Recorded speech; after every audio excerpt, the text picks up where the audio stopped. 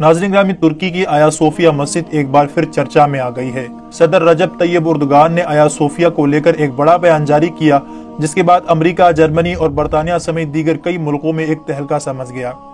तुर्क सदर रजब तैयब उर्दगान ने कहा कि हम जिस तरह से दीगर ममालिक में कायम की जाने वाली मुख्तलिफ मज़ाहिब की इबादतगाहों का एहतराम करते हैं, इस तरह से हम चाहते हैं कि हमारी इबादतगाहों के मामलात में कोई भी रियासत दखल अंदाजी ना करे।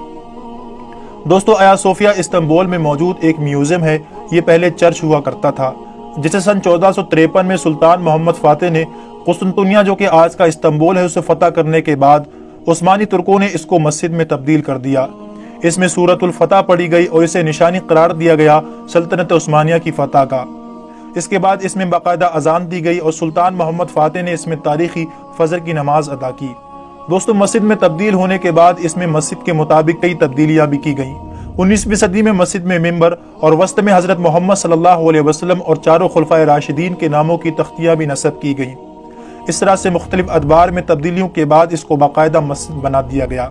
आया सोफिया की इमारत फतह कुस्तुनतुनिया के बाद से 481 साल तक मस्जिद और मुसलमानों की इबादतगाह रही, लेकिन सल्तनत उस्मानिया के खात्मे के बाद जब मुस्तफ़ा कमाल अतातुर्क की हुकूमत आई तो 1935 ईस्वी में अतातुर्क ने इस मस्जिद में नमाज बंद करके इसे म्यूजियम में तब्दील कर दिया और इसे एक अजायब घर बना दिया।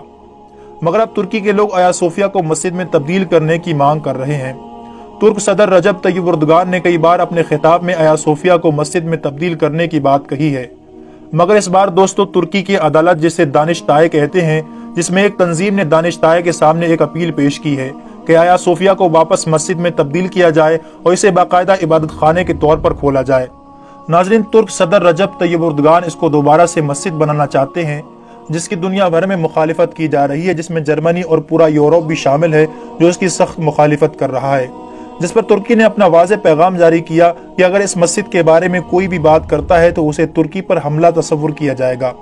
दोस्तों, आज ये सब रजब तैयब उर्दगान की कोशिश का नतीजा है और उन्होंने कई बार अपने बयानात में कहा है कि हम आया सोफिया को मस्जिद में तब्दील करेंगे, और आज वो अपना वायदा पूरा भी करते हुए नजर आ रहे हैं। आखिर में दोस्तों, अल्लाह ताला से दुआ है कि अल्लाह ताला रजब तैयब उर्दगान को लंबी उम्र अता फरमाए। आमीन सुम्मा आमीन। इसी के साथ दोस्तों आज की हमारी वीडियो का इख्तिताम होता है। वीडियो पसंद आने की सूरत में इसे लाइक और ज्यादा से ज्यादा अपने तमाम दोस्तों को शेयर जरूर कीजिए।